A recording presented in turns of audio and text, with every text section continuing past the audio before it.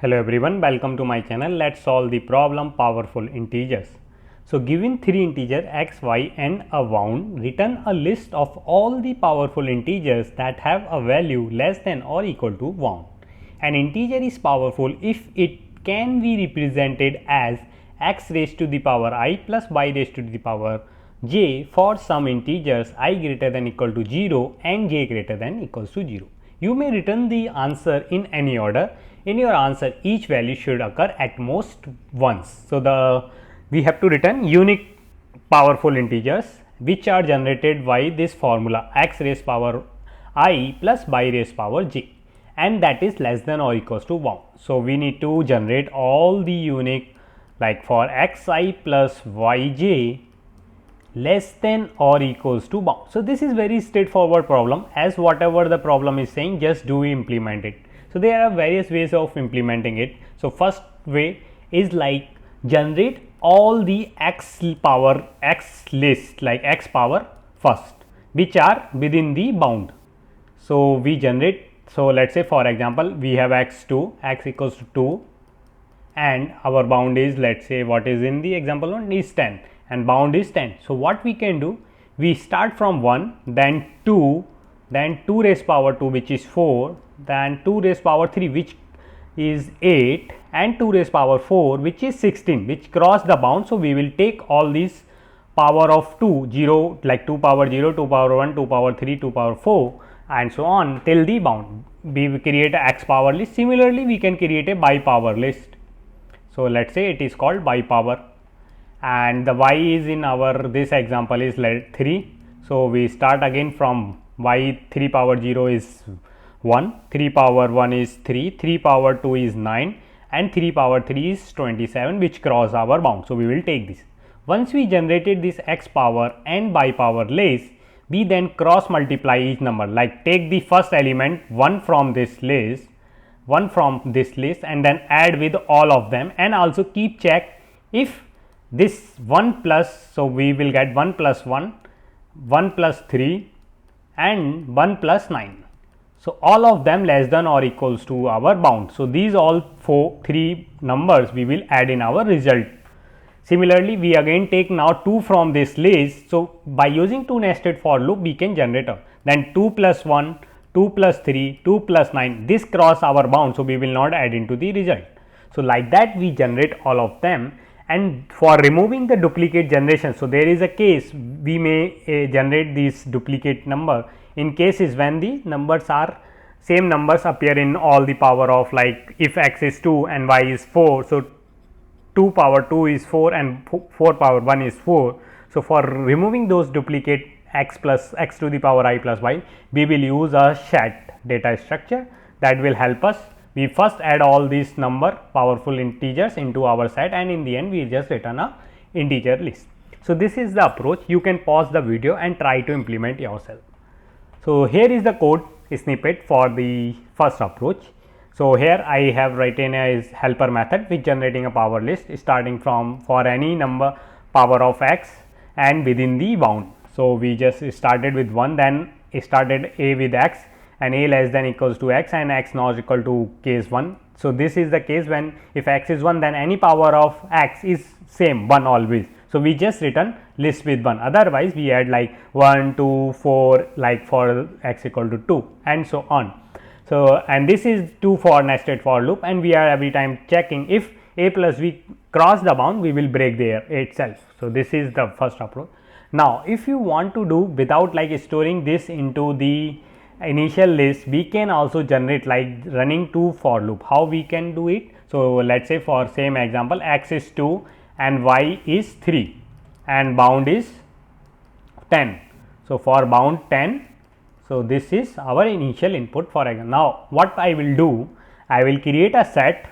This is my set. I will store all the powerful integers in it so that duplicate will get out. And now I will start a from where 1 and keep going until a is less than or equals to the bound. And then every time what I will do, I will increment my a from a into x, a into x, we multiply it by this is we will run in one for loop, first for loop, and then internally nestedly we run another for loop for v is equals to again same from the 1, start from 1, and now the bound here we can do a plus b itself less than or equals to bound. If it is, then this is our number which is powerful integer, and another case here we increment vy, v into y, we increment every time y. Now only one thing we need to check here, first we will add in set, like this is our result set, we add this number a plus v into it, and we will check if our this y, if y is 1 over here, then we will break, because after that this loop will keep running for 1 1 1 every time when we multiply vy 1 by 1, it keep looping, so it will go TLE, infinite loop. So for breaking it we will check this condition break. Similarly we need to check this, if x is 1 over here, if x is 1 we will break here as well. So this is the approach. Another approach, let's implement the code of this approach. It's like very straightforward, nothing fancy in it. So first we will declare a hash set, so set of integer, let's say set itself and new hash set. After that just run a for loop for a is equals to 1, a less than or equals to bound, and a is equals to a into x. Similarly another nested for loop for int v is equals to 1 and a plus b is less than or equals to our bound and b plus plus. Now what we need to do, we add set dot add a plus b, this is our powerful integer. Now if y is equals to 1, then we will break this inner nested for loop. Similarly we will check over here, if x is equals to 1, we will break this as well. So once all this run, we will return new array list from our set. So that's it. Let's compile this code, and now let's test other custom test cases, a1 to 10 to 1 10 to 1 2 to 1 2 3 1. So that's it. Let's few corner test cases. Let's compile code and see if it is.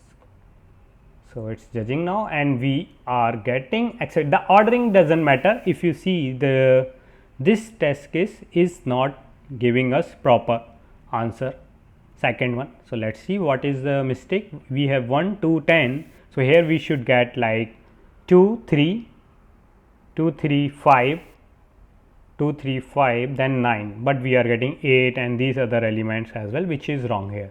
So let's see what is the mistake over here. This is the mistake. Instead of multiplying with y, I just incremented y once. So this is like this, and now if I can directly submit this, let's see if it is accepted. So this got accepted. Now what is the time complexity of this solution? So let's understand time complexity over here. So for time complexity, as you can see, we are running a, so let's say we have some x a to the power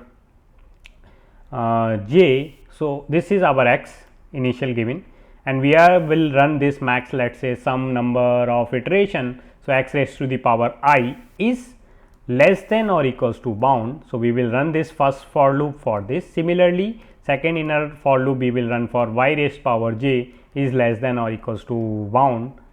So if I call this number of iteration is, let's say m, and this number of iteration is total is n. So the overall time complexity we can run in write in big O terms, O of m into n, m into n.